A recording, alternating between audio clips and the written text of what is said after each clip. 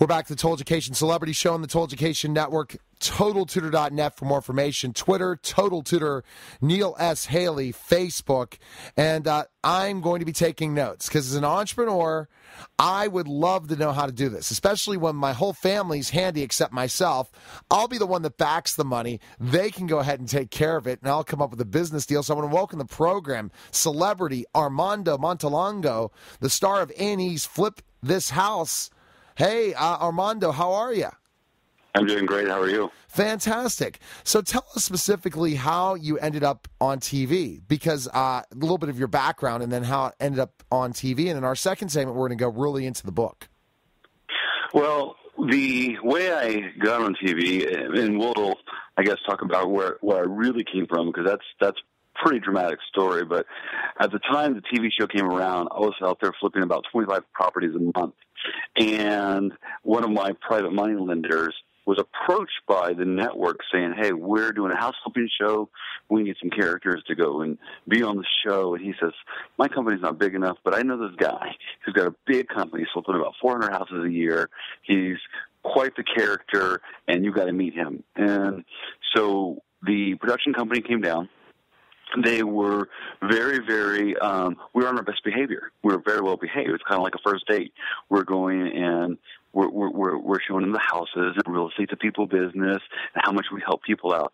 But I came to soon realize that's not what they wanted. What they wanted was they wanted the craziness. And so I remember I called the casting director and I said, so do we get the show? Because it's been about 3 or 4 weeks and the producers have been down. They said, well, Armando, we're not sure if you're going to get the show because we're not sure you have enough fire. I said, you don't think I have enough fire? I'll show you some foul, freaking filth and fire. And I called them every day. I called the production company, the executive producer. I called everyone every day until we finally got the TV show Flip This House. So they thought you were going to be exciting on TV then, right? Because you were trying to be... At that point. Yeah. Yeah, I'll tell you a real quick piece of the story. It's pretty funny. So I'm calling the producers every day. I'm trying to get a hold of the executive producer. I'm calling the casting agents, and nobody's giving me a direct answer. It's the TV world. You don't get direct answers. So finally I get on the phone with the executive producer, have a meeting to talk to him, and I tell my assistant ahead of time, I said, I said in about 5 minutes, knock on the door, come in and tell me a huge problem we have on one of our flips. So I'm there, and I'm talking with the executive producer for the first time. I've been trying to call this guy, and I've been hammering the network, and I've been hammering everybody about doing this TV show.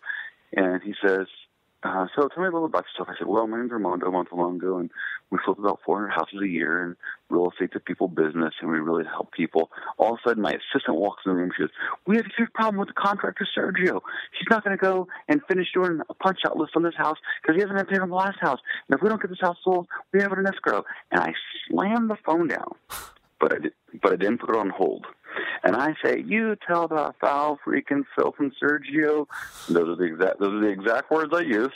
You tell the foul freaking Sergio that if he doesn't get his butt on that house and finish it, then he's never going to work as a contractor in this town again. And I got that phone and I slammed it on the desk 3 times. Wham, wham, wham. And I said back, I said, now where were we? and 3 days later, I got the TV show Flip This House. Oh, my gosh, Armando. I mean, honestly, that's where if I want to ever get my reality television show, and it's specifically being an educator, entrepreneur, tutor, that I will be the strangest tutor to go into someone's house like a super nanny being 6'10", so, and a former professional wrestler. So that's something where I'm looking at that as a production company at one point in time. But again, have to have the time of all my other projects as well. So Armando, you get on the show, and ultimately, this business, as you see on other TV shows that try to show it, you know, the home and garden channels and all the different ones about flipping houses, normal people, they get ticked off at each other because you can't trust contractors. You can't trust people that have never been in this business before to try to flip it. So what you do is you have to be ruthless at times because the contractors aren't always doing what you want, right? You know, what's really interesting is I used to have to be incredibly ruthless. When I first got started, because I didn't have enough experience. Now I've created a system, and through the system I'm able to stay ahead of the contractors at all times. But I can tell you stories of people used to live in my house. They used to have squatters. And one time I had a gentleman, I should say a gentleman, I had a guy who was a squatter. He used to live in this property before I ever bought it. He went to prison for a year and got foreclosed on. So he had nowhere to go when he got out of prison, so he came back to the house. And we couldn't evict him out of the house because every time we showed up, he'd leave. Every time the police would show up, he would leave. And the man was very, very smart. And we'd walk into the house during the middle of the day, he'd be gone, but he was making campfires in the middle of the living room to stay warm at night. So, but this guy was an ex-convict, and I didn't know how to get him out. So one day I showed up before 7 o'clock in the morning. I took the key to the house. I opened the door, and I had out my 150-pound Rottweiler, Connor. And I went, and I opened the door, and I slapped Connor on the butt, and I yelled, "Run!" And I opened the door. And all of a sudden, I just hear, choop, choop, choop, choop, choop, feet scrambling through the house. A guy yells, runs out the back door, and that ex-convict never came back and squatted in that house again. So things like that happen then, I guess, because you find a house that was foreclosed on and people take horrible care of it, and yet it's impossible to sell unless you go ahead and really redesign it. I'm sure you deal with a lot of times, reconstruct it, that people just don't take care of their houses, do they? Especially if they're foreclosed, yeah. Yes, it really happens a lot. When people are getting foreclosed on, they think that gives them basically an open book to go over there and trash the house to be able to go over there and tear out water heaters, tear out ceiling fans, punch holes in the walls. So the houses can be a huge disaster when you go pick up a foreclosed house. Right now, I just picked up what I call a $1 million flip. We have a new TV show coming out in the spring called $1 Million Flip, where we're going out there and taking these big mansions and turning them around. And you have similar problems, they're just more expensive, where you're flipping houses, but everything from massive water leaks in the house to rotted roof to rats. So when people vacate a house, they don't vacate it because they want to vacate it. They don't want it to be foreclosed on, and they usually take their frustrations out on the property. Well, and you see that all the time. I would look at foreclosures when I was looking for a house. I said, no way. I'm not going to get involved in this type of a deal. So on the TV show, and I was reading some stuff up on you, Armando, because I never did see the TV show, and I'll have to go on Netflix and check it out in times. And when your news show, I can't wait for that. That'll be awesome. You'll have to tweet it out to me, and I'll make sure I promote it out to my followers as well when it happens, and have you back on the show to talk about that experience. But when we're talking about specifically enough this show, what made the show so popular, I'm sure, was that you are yourself. And things like this happen all the time where they trash it. So you might go ahead and purchase a property, but you've never walked into that property, and you are going to be different than, let's say, a newbie in flipping. You see this and say, oh, my gosh, and you're on it, like, quickly. And I'm sure that's what it was highlighted in the show a lot of times, right?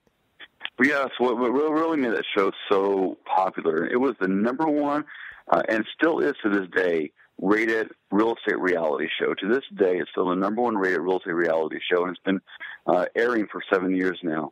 What made it so popular and what made it so famous is that I was who I was, that I went after the money on the show. If the contractor stood in the way of that, I went through the contractor, and I jumped on the houses, and I got them flip fast, and really, I was a take no BS kind of guy. And I think that's what made the show really, really popular, because it resonates with people. People are like, I want somebody who's not going to be a fluffer. I want somebody who's going to go show how it really is, and who's going to get mad. And when they're mad, get mad. And when they screw up, show their screw-ups. And that really resonated with men and women all throughout America because, one, it's entertaining, good TV, and two, it reminds them of themselves, what they would do in a frustrating or stressful situation. So how did you respond to the fame then, where people recognized you? Especially with so I always ask reality stars this, and then it's like right when the show airs, before you know it, it's hard to go to the grocery store, isn't it? It was interesting because I remember the first time somebody walked up to me. I was eating at a restaurant, little Mexican restaurant with my family.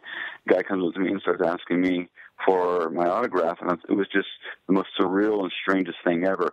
After a while, it becomes a part of your life and you become used to it. I heard Danny Bonaducci from the Partridge Family. He really said it best. He says, I wouldn't go out there and he goes, I wouldn't have a job if it wasn't for these individuals. Well, I would have a job, but I wouldn't have a TV show. And the fact that these people appreciate the hard work that went into the TV show, the fact that they allow me to go into their homes and entertain them week in and week out makes me feel grateful, makes me feel really connected to them. So it was a weird thing, because when people go, you're that guy from, you don't want to jump out and say, I'm the guy from Flip This House. But at the same time, you don't want to turn around and be rude. So it puts you in an awkward position. But I love when people come up and they recognize you from the show and they want to take pictures and they ask you all sorts of questions, because it means you've made an impact on their lives and you've entertained them or taught them something in some way. Absolutely. I mean, as a former professional wrestler, Armando, even though I was in the minor leagues, my fans are the most important thing. They paid the tickets, and when we were on television in Arkansas and Missouri, when I would go into grocery stores, I'd be recognized, and I made sure, and in bars, I made sure I talked to my fans, because they're the ones they were paying me, even though I wasn't getting paid much. But you get it. I get it. You get it. So many. I took my son Armondo, man, to the World Series. And him and all the little kids, all the little 12-year-olds were trying to get autographs, and all these baseball players just walked by. And I thought, you freaking idiots. These little guys are the ones who pay your salary. Exactly. Because if it wasn't for him, I wouldn't be here at the game. So you have to go and give back to those public who gives you so much. And it's fun. And it's I was telling you about the other show that I have coming out. Once I did TV, I was kind of done, man. I was done. We did it for 3 years straight. And we did it, we had no breaks, filming, literally working 20-hour days for 3 years, and I was mentally done. And over the last 4 years, I've built other companies, but I have people coming in saying, when are you going to be back on TV, and when are you going to be back on TV? And that's when I decided to go and say, okay, we're going to go and make our re-debut back on TV. Wow. And we all know that the money is not made in being on the television show. The money that's made is building your brand more. The merchandise, starting other businesses, networking with other people. You guys don't get paid a ton to do these reality shows, do you? Yeah, on the reality shows, you really don't get paid a lot. I'll tell you what's really, really cool is on the reality show world, there's only a few people who've made real money from being a reality show who aren't already celebrities. The Kardashians made money. The girl who created the Skinny Margarita has made real wealth. And then myself. I've been able to go out there and create a $100 million empire because of the impact of the TV show and the brand it's helped me build in the real estate world. So there's only been three of us who've created any kind of true wealth, and for that I'm really grateful, which is why I go back and I connect with my fans, and I'm more determined, by the way, to give them better entertainment, more craziness, and just do it on a bigger scale now. Hey, Armando, I tell you, and I was also checking out your biography, and we might talk about this in the second segment about the book, but mention also you were involved in movies as well. You really took this stage, and I take that stage as well. I gave up so much time to go back and be a teacher and never thought I'd be back entertaining people, interviewing the greatest people in the world, and learn so much about them. So when we get back, more with Armondo Montelongo of Flip This House and much, much more, and a new reality TV show, and I can't wait to find out when it airs. And we'll be back in just a moment. We're back to the Total Education Celebrity Show on the Total Education Network. TotalTutor.net for more information. Twitter, Total Tutor, Neil S. Haley, Facebook, and also the Beach Lifestyle Celebrity segment. And I'm with Armondo Montelongo, and I'm good at that pronunciation, A&E star of Flip This House, and now soon a new reality show. But now we find out you're Mr. Brand, Armondo. You took television, and you were one of the people that made money on this. I know that Honey Boo Boo's never going to go ahead and become a millionaire from this show, so it's not going to happen. But you had an entrepreneurial brain, and you said, you know what? I can make money busting my hump flipping houses, which makes me some money, but I'm going to really capitalize on this because now I am very well known, and there's tons of people who flip houses, but once I got that notoriety, other people wanted me, so you decided to write a book. And did you ever write a book before this, or is it just... I had never written a book before that. I wrote the book. It became a bestseller, and it really detailed two parts. The book did two things. It talked about how I flipped houses, but also how I got where I am at today. And I think this really resonates with individuals because what most people don't know that at one time before I started flipping houses, my wife at the time and my son, when he was born, almost both died on the exact same day. Oh, my. My wife had lost half the blood in her body in about 20 minutes, and my son was born with a blood disorder. So I was told by each of their doctors that that I need to say goodbye because they may not live past the next 24 hours. And once they were, the medical staff did a great job, and once they were safe, about 3 months later, I really spent the next 6 months at home nursing them back to health, where I lost everything I had, which wasn't very much. We were evicted out of our condominium. We were foreclosed on, and I moved into my in-laws' garage and on food stamps, and I was $50,000 in debt. So the book talks about two parts: the story of how I went from living in a garage and on food stamps to getting a TV show, and then actually teaches principles of how to make money flipping houses.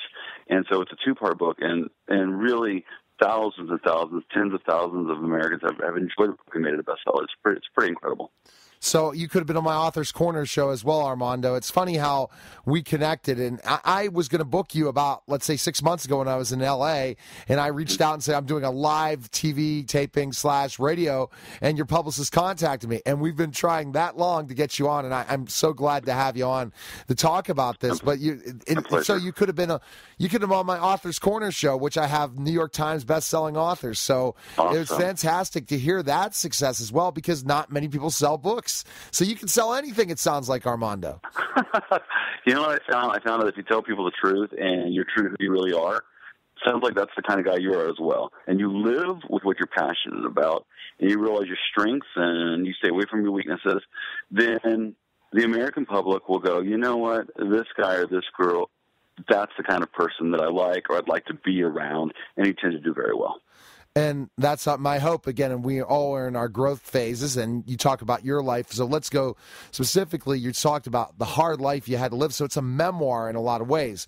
You're teaching in this book, but ultimately talking about how you went from the downtrodden and having a difficult life and not have much money to being a multi-millionaire. And in that process, what kept you going? What made you think that you have this entrepreneurial spirit that, you know what, I don't want to end up constantly asking from others. I can do this.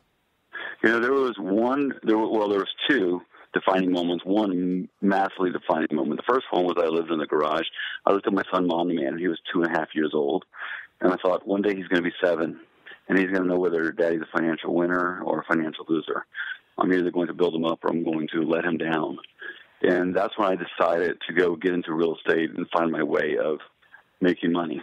The second one is having on 9/11. And I want to make sure that I'm being very, very respectful, because so many people affected so many people's lives, which is a complete understatement. And I remember going to bed that night and thinking about the individuals in the Twin Towers who lost their lives, and I thought, well, what if I lost my life that day? And I thought, what would be the scariest part of it? I thought about leaving my family, and I thought my son Armando would know that daddy didn't live up to his potential. But then I took it one step deeper, and I thought, if I passed that day, I would have known that I didn't live up to my potential. And that's been my driving force every day, because the scariest thing in the world to me is to not live up to my potential. So every morning when I get up, I make sure that I am reaching my potential that day, or at least doing my best to get close to it. So in the book, it highlights how hard of a worker you are. I'm sure you don't like hearing these multi-millionaires say they only work 2 hours a day, right? Because it doesn't sound like it. And do you really believe that one? No, I don't. Because I'm going to this one, I won't even mention it so I don't get in trouble. So someone hears it and says, "Why are you going then?" So I won't say it. But these people say you only need to work an hour and a half a day and you're going to be a multi-millionaire. Armando, it's hard work to do this, right? Yeah, working in business is hard work. Being a multimillionaire is hard work. If you think you're going to work 2, 3, 4 hour, 5 hour work week and make millions of dollars, that's not what's going to happen. And anybody who's telling you that, in my opinion, is either not a multimillionaire or simply trying to sell you a bridge that you don't need to be buying.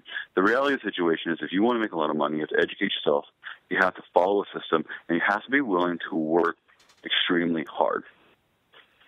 And hard work. And tell me the hours you put in, especially when you were talking about that position, and I'm sure in your book, I could have 40 segments with you. I'm just amazed. I honestly thought, Armando, because I didn't watch your show, and if I would have, I was just honestly thinking, oh my gosh, this is going to be another one of those, those self speakers. You can flip this house in 5 days. I guarantee you could be a millionaire, and you'll be, you're definitely not that. You're really a down to earth guy that really truly is a teacher, and that I'm very impressed by you so far. Really, just want to tell you that. I appreciate that. I think that what I love doing is I love working. I love helping people. And I'm not a guru. I'm the anti-guru. I really flip houses. Last year I flipped 300 houses. Wow. I tell some people, you know what, you shouldn't flip houses because you're not willing to follow the system. You're not willing to work hard. And other people, I tell them, you can flip houses if you're willing to work hard, follow my system, and put in the effort that needs to be there. But what America needs right now and what we need is people who are willing to go over there and say, you know what, we're much better than what just happened to this country a couple of years ago, and we need more people to step up, people like yourself, people like the individuals who are listening to your program, who are either leading people like yourself or want to be led to make this country better, because it's built up one thing and one thing only, and that's a vision, and that's a vision to be bigger and better. Exactly, and you talk about hard work. How many hours were you putting in a day? Just to give people, and this is one thing. I love being an entrepreneur, Armando, but however, people don't understand me. They don't understand. A slow day? No. Slow day? Yeah, slow day. How many hours? A slow day is 14 hours. Okay. An average day is 18, but for me to put in a 20-hour work day is not uncommon. I've done the same thing. And and when I hear people that don't do that, I know at one point they're going to fall. That's too bad. Because you're only getting, if you work 8 hours, if you want to be a multimillionaire and you work 8 hours, you're just getting warmed up. It's like going to the gym. You only get warmed up in the first 10 to 15 minutes, and then you get that good feel, that good workout. It's the same thing. That first 8 hours, you're handling the necessary business, but you're getting warmed up. What about you have to have the creativity hour? You have to have the organizational hour. You have to have the troubleshooting hour or two. There's multiple hours you have to have in your day in order to be able to accomplish everything that you need to.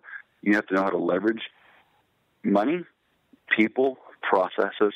There's a lot to it, but I'll tell you this much. For the people who listen to the radio show go, God, that sounds like so much. That sounds like a lot of work. I have been as poor as anybody in America, and now I'm in the top 0.0001% of all income earners in the country. And I'll tell you this much.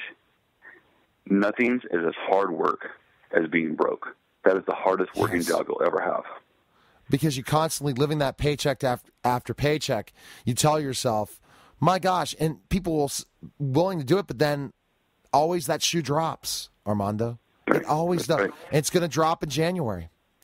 And there are people listening to this program that don't understand that it is going to drop in January, and you ultimately have to look at your dreams, aspirations in life, and as an entrepreneur, I say the same thing, and look to move forward. If you're working for somebody else, fine. You pick up that extra 10 hours a week, and then you see that your hard work, that you're working for yourself, and you see that you've created something, and then you say, well, when I work for somebody else, I cannot guarantee. I tell my wife this all the time. I want her to stay home. I tell her I have doubled my income already in 2 years since I've become an entrepreneur. I guarantee in another year I can double it again. Why are you struggling? We have 4 kids, by the way, Armando, and a 5th on the way. And say and thank you. And say to yourself, you can't do this, because ultimately you have to have that entrepreneurial spirit, and you can choose what kind of income you have. And people in America sometimes don't understand that. Tell us, do you agree with me? I absolutely agree with you. And here's a couple of pieces of advice for people, and I think that you and I are absolutely in line with how we feel about being an entrepreneur, because it's the greatest freedom in the world, and you control your income. And if you have somebody that has a job, I have 427 people that work for me, and they're phenomenal people. But they do one thing. They come and they do their very best every day. So if you have a job and you work for somebody, do your very best at that job. You'll feel so much more fulfilled. And then what happens when you do your very best, your entrepreneurial spirit will kick in, and you'll either move up in that company or you'll build something on the side or build something on your own. But this country was built on entrepreneurs who want to have more, be more, and achieve more. And it's one of the greatest gifts you could ever give yourself.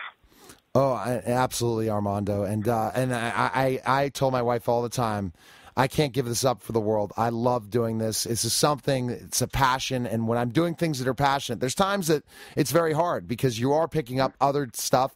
You are taking on clients you really don't want to take on. You are taking on projects, but the thing is, at the end of the day, who are you answering to? I say God, no one else.